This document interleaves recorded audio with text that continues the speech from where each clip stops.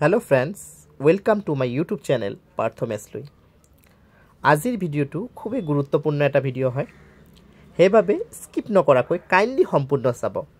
আৰু নতুনকৈ যদি মোৰ ভিডিও কোনোবা চাই আছে, ফাৰ্স্ট টাইম আহিছে YouTube চেনেলটি লৈ, আপোনালোকক এটা অনুৰোধ কৰিম।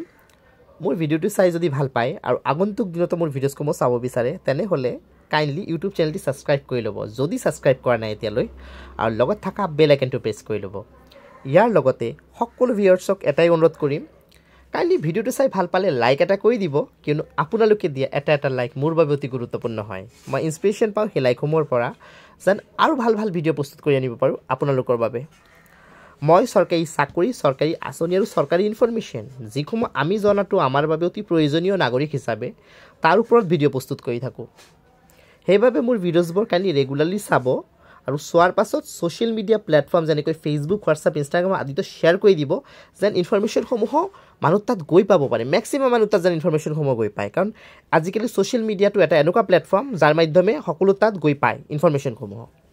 আৰু আপোনালোকৰ মনত যদি চৰকাৰী চাকৰি, চৰকাৰী আঁচনিৰ লগত জড়িত কিবা প্ৰশ্ন আছে, কাইন্ডলি মোৰ ভিডিঅ'ৰ কমেণ্ট বক্সত লিখি দিব, মই তাৰ উত্তৰ দিবলৈ চেষ্টা কৰিম।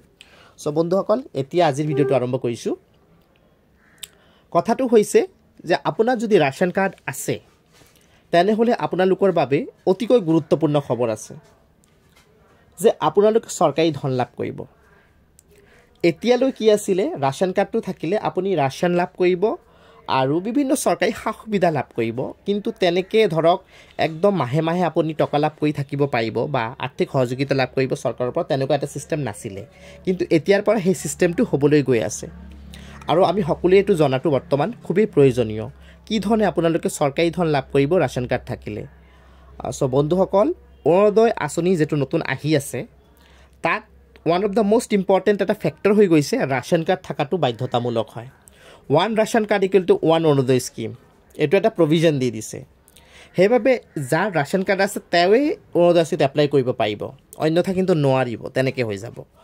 সেই বাবদ এটা গুৰুত্বপূৰ্ণ কথা মই শ্বেয়াৰ কৰি দিওঁ, যিসকলে মানে অৰুণোদয় আঁচনিত এপ্লাই কৰিব, আপোনালোকে কিন্তু এইবাৰ ৰেচন কাৰ্ডৰ জেৰক্সটোও দিব। আৰু অৰুণোদয় আঁচনিৰ ফৰ্মত ডেফিনেটলি ৰেচন কাৰ্ডৰ নাম্বাৰ লিখা বা কিবা এটা ফৰ্মেট থাকিব পাৰে। এতিয়ালৈ ফৰ্মটো মই পোৱা নাই, যিহেতু ক'ব নোৱাৰিম, ফৰ্ম আহিলে মই জনাম তেনেকৈ ভিডিঅ'ৰ মাধ্যমে। কিন্তু ৰেচন কাৰ্ডটো কিন্তু আপোনালোকে জেৰক্স প্ৰভাইড কৰি দিব অৰুণোদয় স্কিমত এপ্লাই কৰাৰ সময়ত। এইটো এটা গুৰুত্বপূৰ্ণ ইনফৰমেশ্যন। আৰু অৰুণোদয় আঁচনিৰ সুবিধা হিচাপে আপোনালোকে বৰ্তমান 1250 টকাকৈ লাভ কৰি আছে।